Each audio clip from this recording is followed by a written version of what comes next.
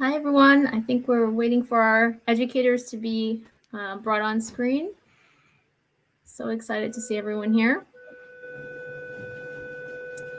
Okay, great. Are we all good? Get started?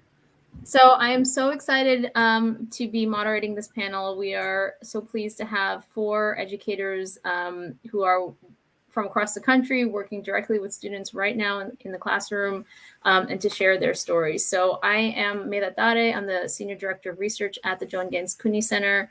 I've done some research in XR myself in the past and have also worked in education for a number of years. So I'm excited to hear from the educators, and we'll share, have them share a little bit of their background and experience, as well as we can ask questions as well. So let's get started, and we'll have you each introduce yourselves. If you can say your name, your school, what class or program you teach in, and then give us an example of a favorite student project using XR.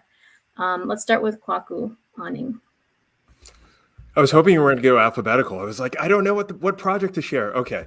My name is Kwaku Aning, and my program, I'm the director for the Center of Innovation and Entrepreneurial Thinking at the San Diego Jewish Academy. And so I'm going to pick a random project. I had students collaborate with the St. Jude Children's Hospital in Memphis, Tennessee. Although, Maria, I know I'm going to be stealing your thunder a little bit with the hospital piece. I apologize. And so they basically created VR experiences that captured the experience of having cancer as a child and going through the St. Jude program. And through that, or as part of that process, they interviewed people at St. Jude. They interviewed parents of children who had experienced cancer, and also a cancer patient who was in recovery who had gone through the St. Jude program. Fabulous. And I think that's going to be a theme here. These kids are doing amazing things out in the world with this technology. Let's go to William next. William Cavada. Hi, my name is William Cavada, and I am the CTE coordinator for the multimedia program at Mount Pleasant High School here in San Jose, California. And one of the great projects is using Mozilla's hubs. And last year, during distance learning, when our students were all in their homes, they used their hubs as a studio and presented their work within the rooms that they created.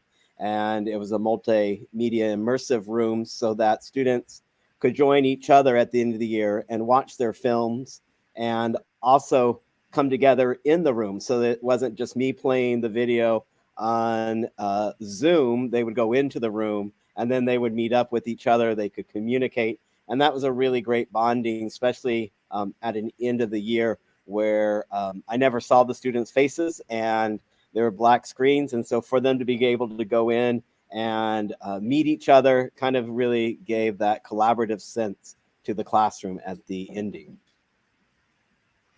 Thank you. And we did put an example of one of Kwaku's students work in the chat, and we're going to put a couple of links to William's students' Mozilla hubs as well. So stay tuned for those as well. So next, let's hear from Marie Graham.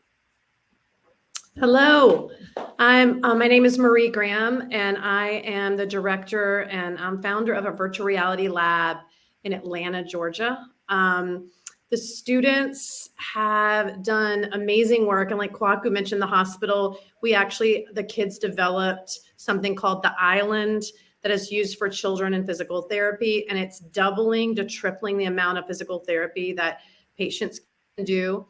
But I would say my favorite project was recent. We were talking about qualitative and quantitative research. And we developed a research tool to use with the elderly and visited several homes, like retirement homes around the school, and let them travel wherever they wanted and looked at the level of excitement and joy. So that's something that I've done recently that students, really enjoyed. Awesome. Thank you. And Mark Suter. Yes, my name is Mark Suter. I teach high school. Well, I say computer science, but it's game design, computer programming, and I even have an entrepreneurship class. And one of my favorite VR projects is definitely my art teacher across the hall and I were talking about how to get more students into the art side of it. And so we had them draw out a superhero with a new superpower, and they had to then come on the HTC Vive using Masterpiece VR to draw that character, and then we 3D printed those. So it's kind of a whole cycle of just integrating one of the other classrooms, and they were really good about it. We had what we consider to be the world's first high school 3D printed VR drawn art show. It's a niche category. So my first question is for all of you. Anybody can jump in. So as we've all been discussing, XR is an educational tool. From your perspective, what opportunities does it provide, or what problems does it solve? I work with a lot of teachers all across from like kindergarten all the way to high school. And something that I've seen a pattern of is the ability of virtual reality to make abstract concepts more concrete, especially when they're at that place where abstract concepts are a little bit more difficult. A couple weeks ago, we had first graders come in and use virtual reality to experience space. They'd studied space for 3 to 4 months. And then when they put the headsets on, I mean, it just took it to a whole nother level, not just in their enjoyment, but also in their curiosity and their desire to learn more and more. We have math teachers using, there's a calculus app where they're able to use different types of calculus to make mathematical concepts that are so abstract come alive as you change the numbers. And anatomy and physiology also. So there's so many examples, but I think that bridge between taking a concept that is abstract and makes a lot of kids just kind of back up from the material, it has them lean in and understand, a lot more of what they're seeing on a deeper level. I would second or yes and what Maria just said around the idea of making the abstract tangible. And I would also add an element to this of sort of highlighting the superpowers that students have. I feel like with a lot of the projects that I've worked on, students, maybe they are really super artistic, but know nothing about coding or about computer science. And they understand through the process of creating something, they understand not only the value of their skill set, but how it works within a team format. And so there's a whole piece around developing soft skills, seeing the value of your skill set existing in different ways. So maybe you have an eye for color theory, even if you're more about the oral, and my history, I was a music teacher before I started doing this work. So even if your focus is more around soundscapes, the idea of how important that is and how that can play a key role within the creation of a VR experience. Well, to take what Kwaku said, the superpower, the student can become content creators, and they can reimagine their artwork, and it really creates ownership because they're doing, in our class, lots of digital work throughout the year. And it's different putting it on a slide deck. And then here, as you can see in this room, this was that immersive soundscape you were talking about. This artist has his video playing where he raps, but then you can see around it, he created a whole design that enhances the experience. So as you walk around, you hear his video, you can see it, but then you get the view of sort of what he's trying to convey throughout his rap song. And so it really does bring and enhance his storytelling ability in a unique way, which wasn't possible before, without having to use huge budgets or having to have lots of, for us, big coding isn't a big part. So it's really accessible to all students. If I could add, in my classroom, I'm really big on psychological safety. There's Google did some research on their highest performing teams, and the number one trait of those teams was psychological safety.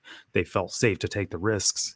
And I think VR offers that opportunity for them to be in an environment where they're really not familiar, but just to get acclimated to it. couple of examples. One is I teach, one of the things is PowerPoint, which is so fun to teach. And a lot of the students are kind of scared to present. And so I give them bonus points to practice in VR. They load up the presentation, they present to a fake, avatar audience. And then I kind of interview them afterwards. I said, did you have anxiety presenting to that virtual audience? And they always say yes, but not as much as if they were presenting to the class. And I said, we'll do it a couple more times and that level will just keep decreasing. And then I ask them after they do the classroom presentation, how'd it feel? And they said a lot better after I did the VR experience, which is, anecdotal in one example, but it's great. The other is like to try out different skilled trades. I saw Tommy is here in the audience. He's got a company, Great Lakes Reality Labs, and they're working on releasing a whole bunch of just like exposure experiences to like electrical work, construction, etc., where students can just experience it to try to get more students in skilled trades, which is really cool. And actually what you're seeing right here on the screen there, if you go back one, this is a project my students and I have been working on, building a job training simulation with a local auto dealer. And so I went and did some info gathering and took some pictures of the car lift next. And then there's the button on the left that raises the lift. And then that's what it looks like when it's raised. So after we had that, go ahead and go to the next. For their final project in my game design class and the computer programming class, they can choose to do a VR project. And if they want to do one, they can choose to do a job training or a game or whatever. But this is a model then that a student built. It's part of the paper prototyping phase that Jesse Schell talks about in his The Art of Game Design book.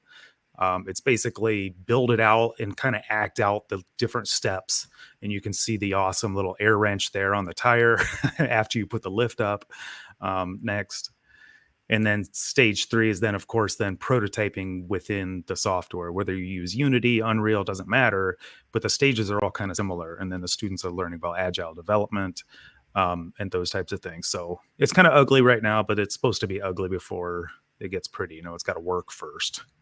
So I love the all of you touched on the soft skills, the project-based learning, working with real people out in the world to solve real problems, encouraging students to, expand their knowledge of different trades or use cases for the VR. That's fantastic. So this question is for William. Can you talk a little bit about how you address students' access to the technology? Sure. So I teach at a predominantly school of students who are first generation. So over 80% of our students speak a language other than English at home, and most of them are Latino or Asian American. And so it's really important for us here at our school to have something that students can access. And so definitely during distance learning, that was even more heightened over the access. And what I was really looking for is ways where I could integrate technology through distance learning. And we used Mozilla Hubs, which worked on Chromebooks. So students didn't need any sophisticated hardware. It's a web-based program. And most people who use the Hubs actually access it through the desktop or their smartphone. And then when we came back live here in school this year, we have headsets that they could go into the room as an added bonus. But it was really about having them being able to design on systems that they have at their house, which is truly important and still important because of access issues and technology issues. But on top of that, I think it's great for other subjects because they could also use systems that don't have high requirements for creating the software. So things that are accessible for students that are online, I think is really key as the first footstep. And then they can take other classes as they get more comfortable. But I think opening and making it more democratic for our students is really key so that they can become those content creators and not just users of the media. And so that's a big passion of mine, is ways that students can own their work and use it in our classrooms and in other settings, that I could go to the foreign language and say, and I love that idea of them doing a PowerPoint right, within VR. What a great idea that is, right? And so this is something that's accessible to our other subject area teachers. And there's a follow-up question here, I think that's related. So what, for you, William, what are the benefits or differences that you've noticed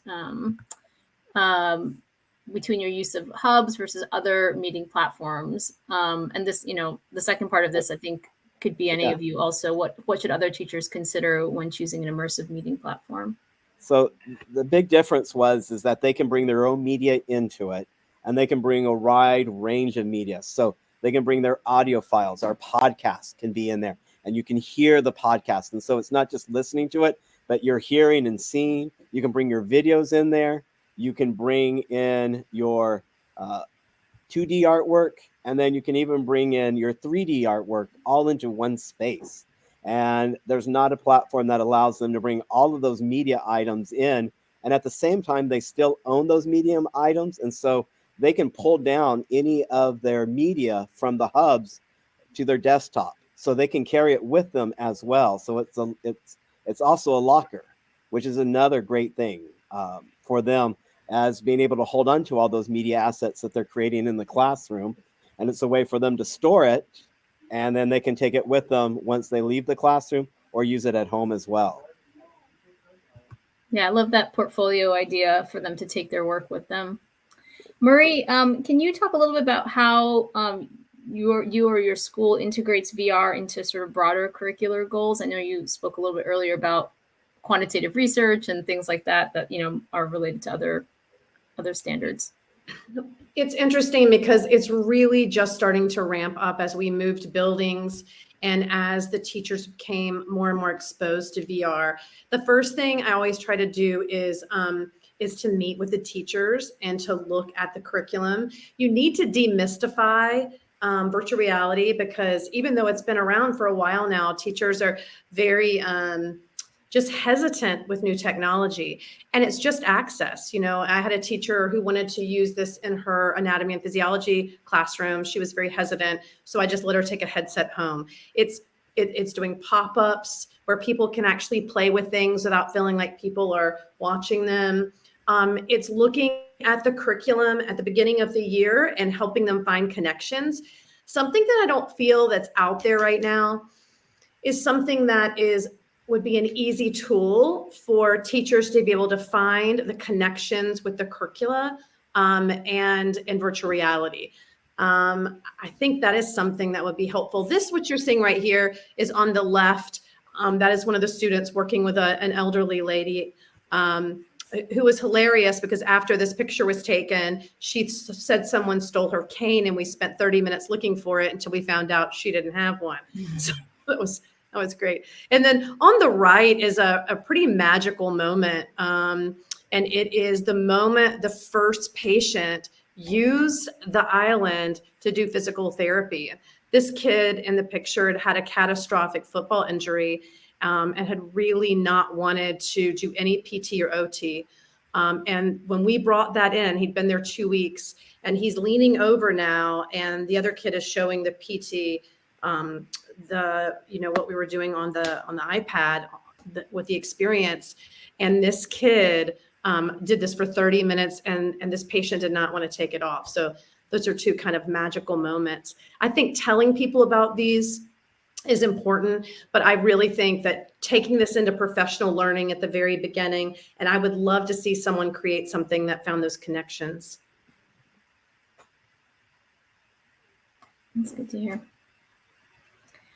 So Mark, what are your thoughts about evaluating learning or engagement in this process? Yeah, so assessment in VR is difficult because yes, there are some apps that have built-in metrics, like you complete 2 out of 3 tasks and it gives you a score, but most of the time it's not. And most of what my students and I are doing are creating content.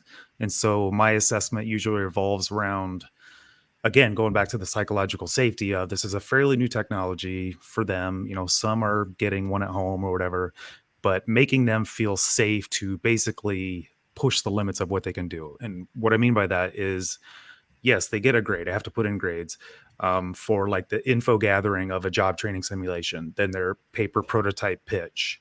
And when they pitch, did they use SMART goals? We talk about setting measurable goals with time dates, and they set all those dates themselves.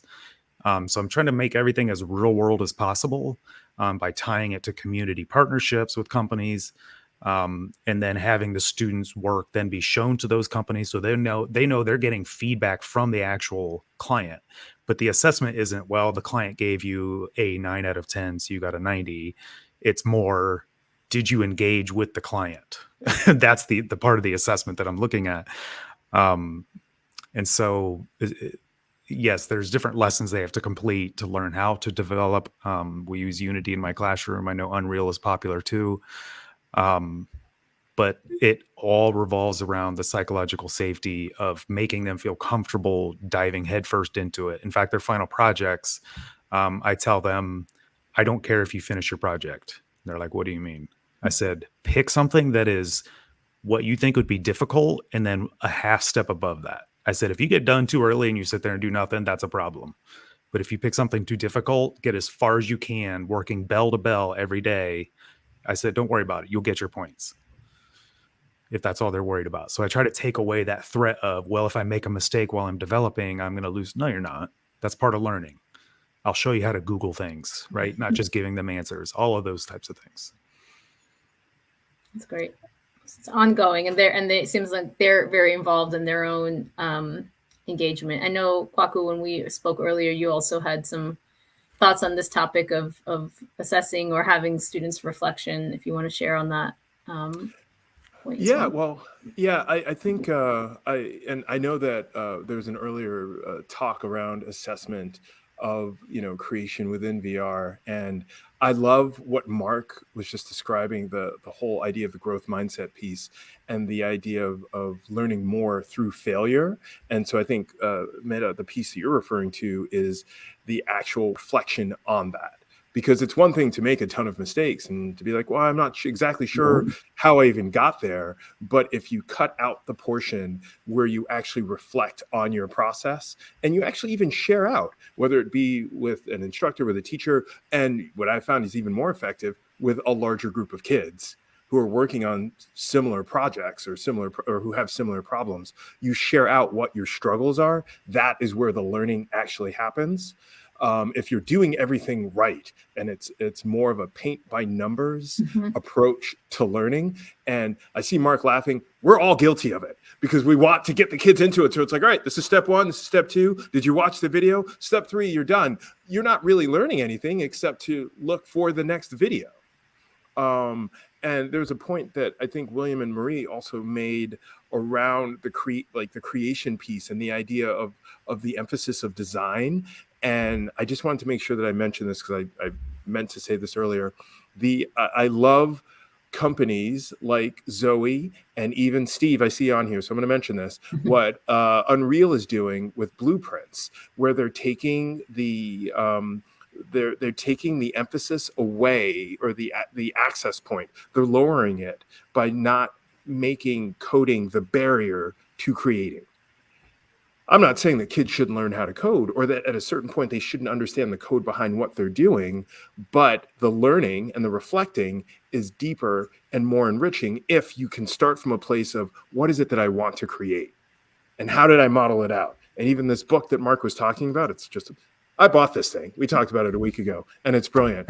And it literally, and I'm just in the beginning of it, but the idea of how do you design what you want? What does it feel like as the user? And then progressing to the coding pieces that come afterwards. Yeah, you start with the Legos, right? Exactly. Exactly.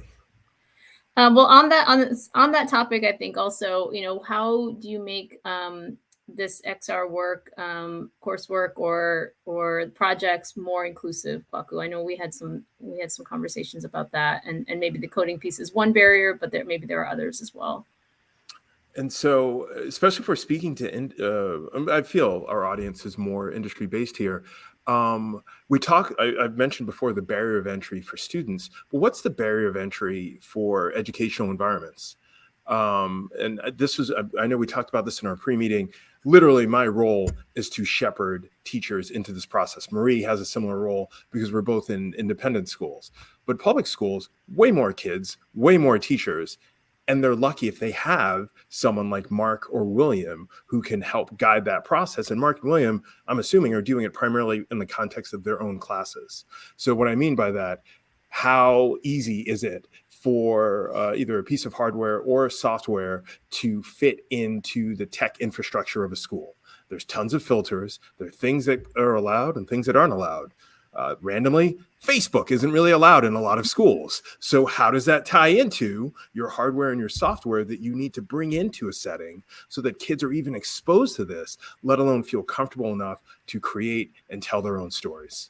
Essentially, how easy is it for the hardware and software to fit into tech infrastructure? We want everything to be plug and play, click and play. We're not quite there yet. But the easier you make that, the larger or the more adoption you'll see within school settings. Rumor has it, Kwaku, that if you want to set up your Quest 2 headsets, you could create a fake profile on Facebook. That's just a rumor I heard. I'm not saying I've done that, but to set up a classroom full of Quest 2 headsets, it does work. Mark, I've heard a similar rumor. I'm not saying I've done it either.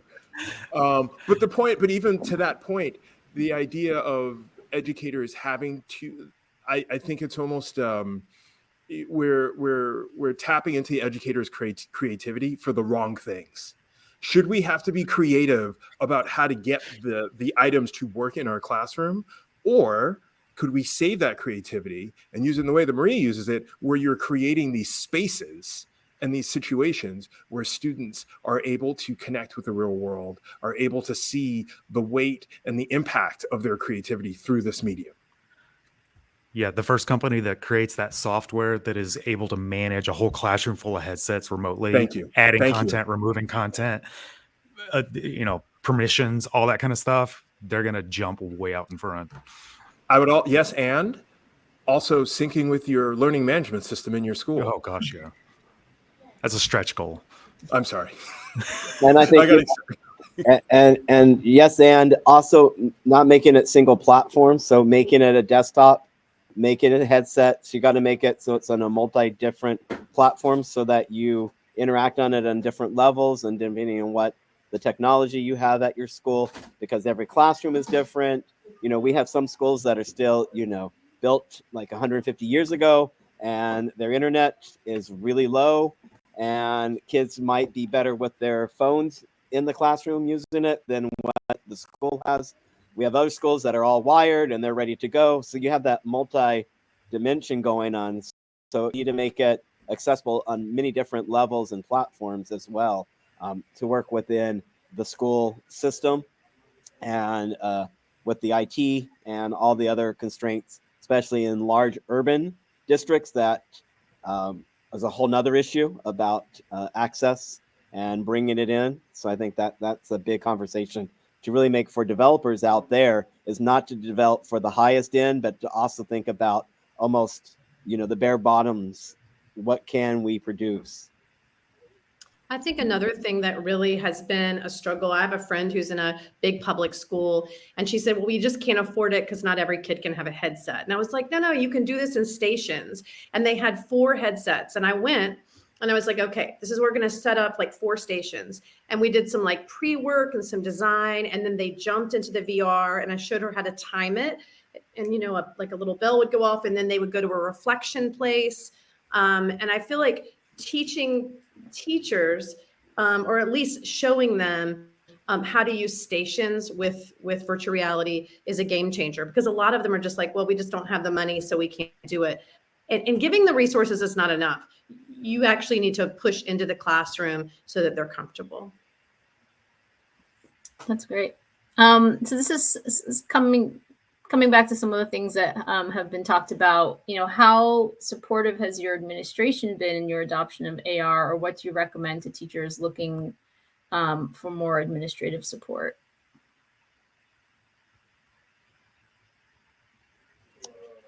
I will say that I don't think the administrations are aware of AR.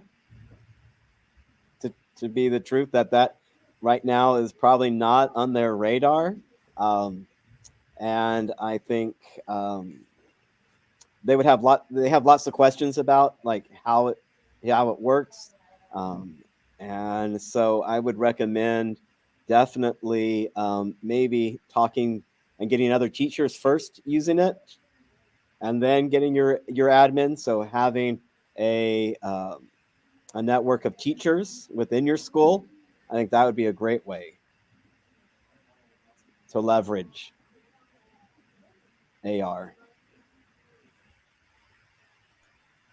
I would add on to what William just said. The idea of using AR and or VR to sort of highlight the skill sets of students who are not normally highlighted.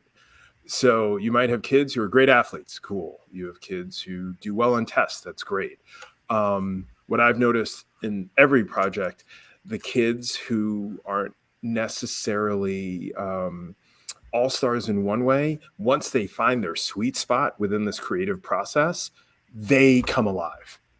And the idea of being able to create space for all types of students to shine and even use that as a jumping off point or a highlight point of the school and the sort of diversity of educational experiences your school can provide is another way to get administration on board, as opposed to, whether it be in a public setting, how does this lead to better test scores?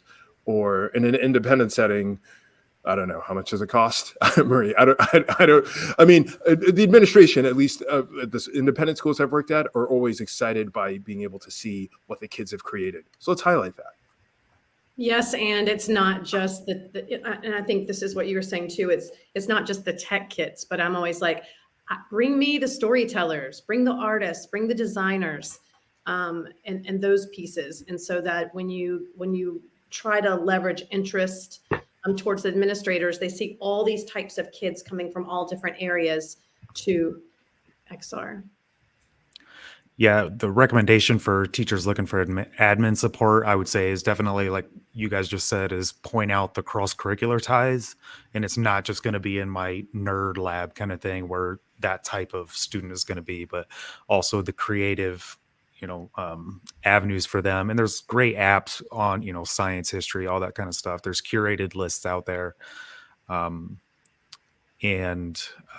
Also, I think showing that it's actually a good PR story, which sounds kind of weird, but if you can show them, look, we can actually even show the community like, hey, we're also kind of on a leading edge here a little bit, bleeding edge, but admins like that too.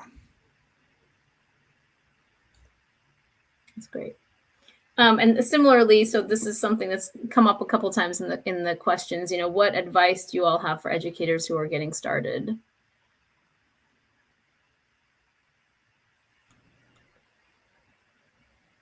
I would just say for teachers just to jump in and try it. I mean, I feel like the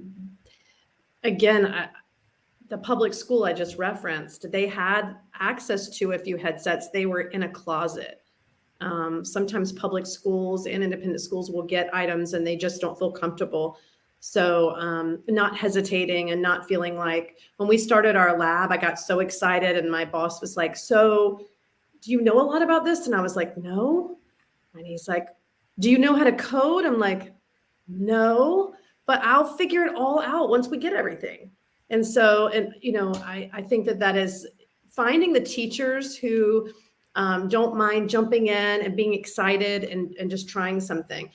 I also wanted to mention, and I don't know whether you were going to talk about this later, is working with kids with like ADHD, kids who need accommodations.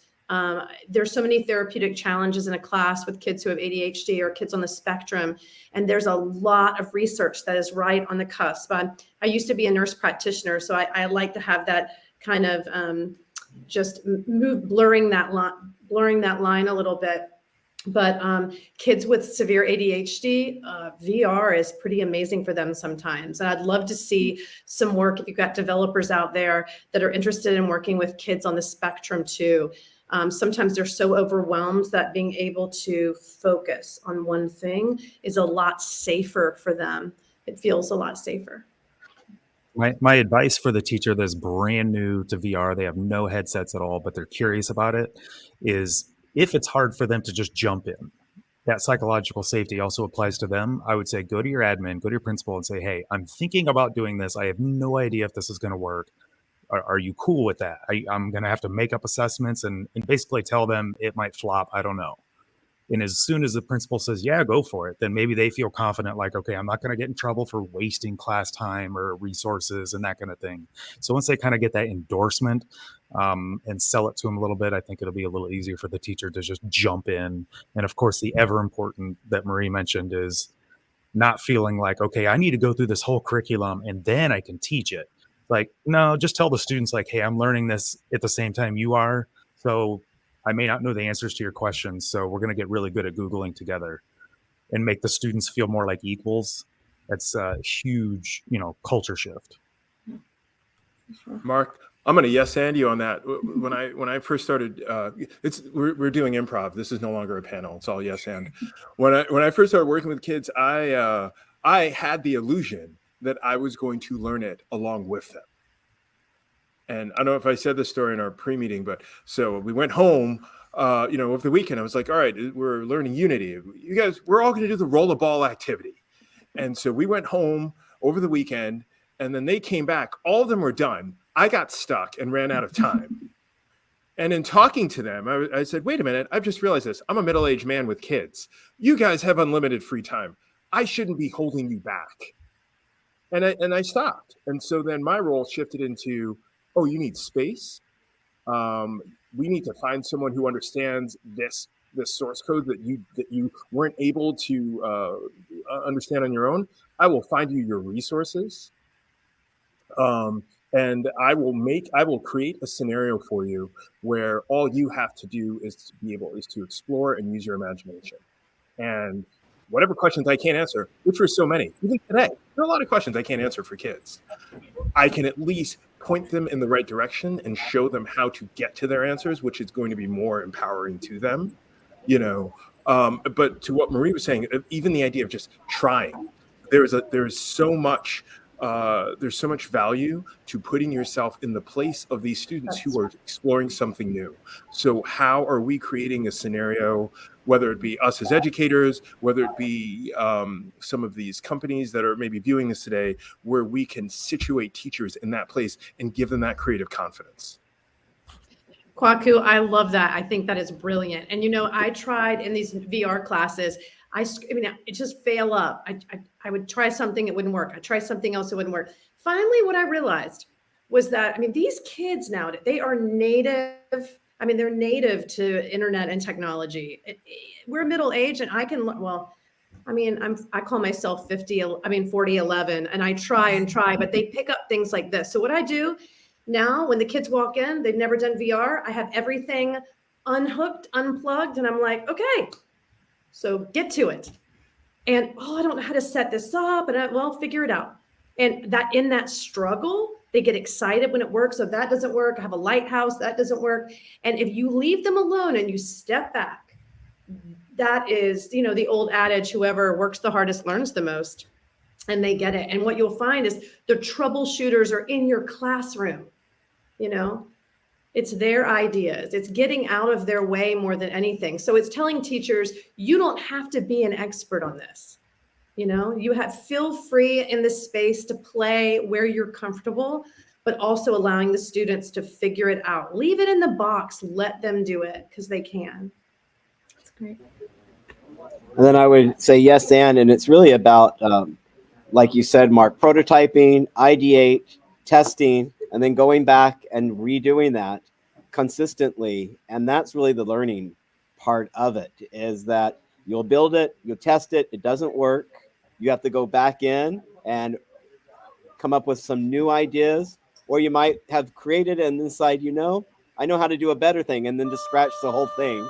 And then again, go through that process. So that's a big part of this, I think, is just that ideating phase and the constant testing phase, and having students used to being in that unknown space, that there isn't a finish line.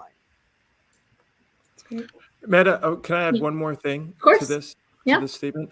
I know that Steve and the people at Unreal have been creating these almost like pilot spaces for teachers to be able to learn about their software. I know that Unity is doing the same thing with Zoe, and so to like connect it to the context. The question I would ask the people who are watching this: if you are in industry, how are you creating those spaces for instructors to have those moments of getting lost and building that creative confidence so that once they've experienced it, they can model it and do the same thing for their students? So shifting a bit, we did have an interesting question. It was written to William, but anybody can answer. So in terms of accessing VR technology and apps, how does the data on the platform, flow from the hubs to Google, and what are ways that you can put in place, measures you can put in place to manage that data flowing? So privacy issues. Oh, William, I think you're muted. I don't know if Google really plays a part in managing it. So the hubs doesn't create, Mozilla doesn't take any student data. So it has a nice system where all they collect is an email that they send to you that then you click on, and that opens up your space. So there's no sign in, there's no collection with any email working through that. And so they are able to own their own work there. So I don't think Google has too much because it can work in the Mozilla browser as well. So you don't have to use Chrome, or you can use Safari as well. So there's the portability for the hubs across systems. Are there folks on? That is a big part, privacy and like, this is another way to remove students from Google if you wanted to, because they're not like using the Google Drive. So it is breaking sort of that system as well. So it does, I think, enhance students' privacy. Yeah. Other thoughts on that topic? The way that, and it's not with a specific example, but depending on the company, I will create basically a class set of accounts that I recycle that do not actually have any student information. So whether it's creating a separate set of emails the kids have access to for a short period of time, and I tie that to the software, and it's picking and choosing. Ideally, if it's a company that like I see that Kai from Kai XR is on here. I've been following her company for like the past, I think it's like 3-4 years. And so I follow her on LinkedIn. I know who she is. I know what her mission is. And so then I would feel comfortable tying student information to her company. And I think as an educator, I think our role is to sort of vet the different companies that will approach us about having students use their products. Marie can talk way more about this because she's amazing at that. And then from, I think, the industry side, I think your role is to be as transparent about how you are using student data, and ideally not using student data, and how much of a role you have within surveillance capitalism. Great. So we have a couple minutes left, so we'll close with each of you sharing maybe something of your wish list for hardware, software, content producers, since we have a lot of folks in the room listening to you all. So you can just go around, maybe start with Mark.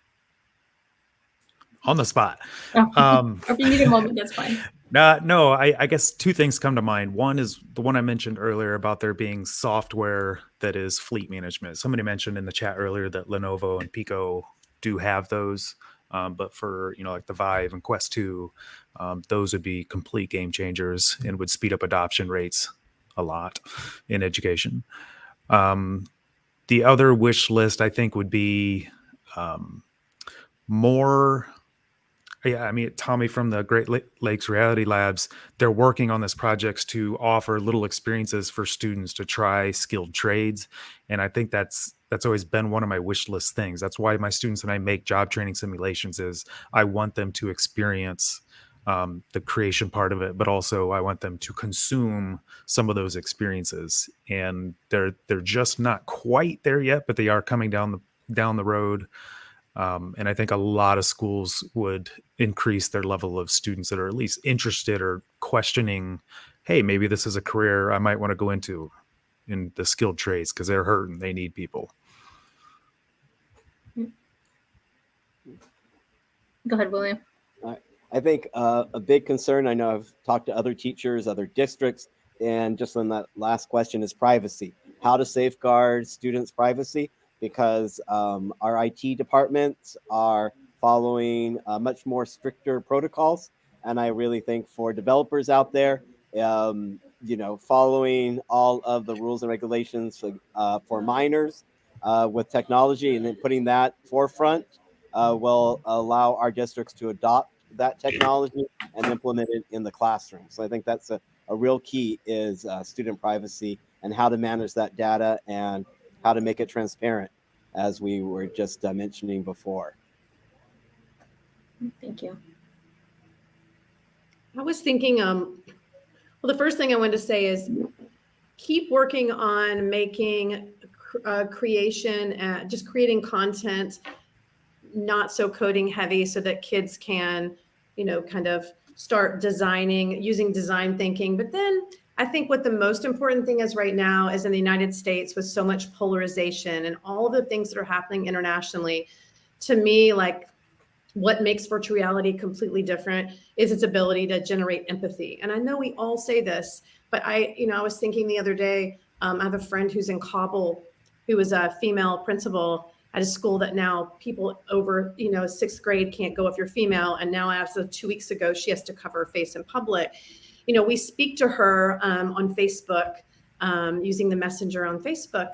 But I just kept thinking, like, all these international communities where I just think this generation that's coming through, in what way can we help connect this new generation in a space that they feel like they're present with each other, so that we leave the world a better place? Because I don't know about you, but I'm just been a little scared lately about that. And I really want to lead with hope with my students. And the best way to do that is, I feel like finding a safe way, a platform where they can share things that they have in common, or things that they don't. Thank you. Well, I made a rookie mistake, because you never should talk right after Marie, and I just did it. I don't know what I was thinking. Stop it, Kwaku.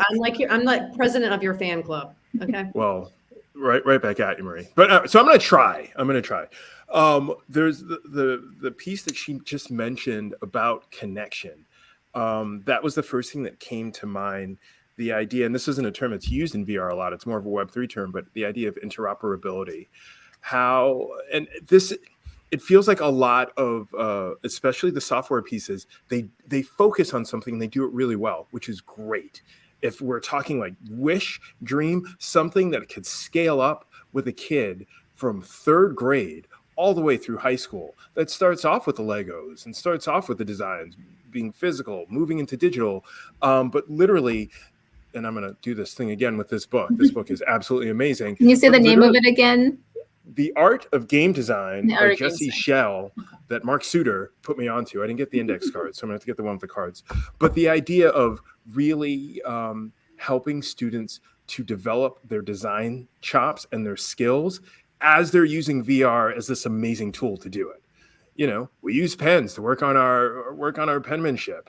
Why couldn't VR be as prolific as that? And the idea of the interoperability of scaling up, being able to connect with, but let's say by the time you are a junior, you can connect directly with Ford or with IKEA, and then they could share out their designs with you, and you could do the same thing within this medium. Like, that to me would be amazing. But the bigger piece is that, and I say this to kids all the time, I don't even teach VR. I create design experience for kids, and the VR is the vehicle that I use for it. That's great. Well, thank you, everyone. So we want to give you all another round of applause for this wonderful session. And in our breakout sessions, our educators will also be joining, one in each one. to join and chat with you all. So we can move over to those. And thank you again, everyone, for all the work you do with your students, for sharing some of your students' work. William, for managing students while you're on the call. Thank you. And thank you again, everyone. And we'll see you in the breakout sessions.